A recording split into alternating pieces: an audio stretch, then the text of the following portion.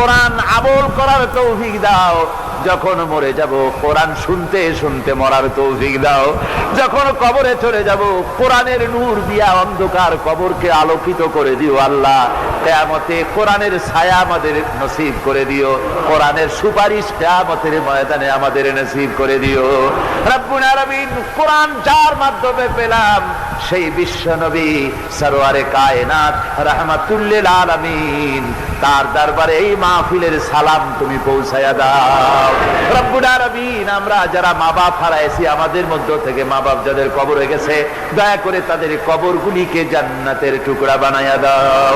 রব্বুল আলামিন, এই মাহফিলের কর্তৃপক্ষ প্রতি বছর কোরআনের খেদমত করে, কোন বছর তাদেরকে তুমি ঋণগ্রস্ত রাখনি, এবারও যেন এই কঠিন বাজারে, দ্রব্য মূল্যের বাজারে যেন তারা মাকরুজ না থাকে, ঋণগ্রস্ত না থাকে। তোমার বান্দাদেরকে দিল বড় করে সাহায্য দেওয়ার তৌফিক দিয়া দিও আল্লাহ।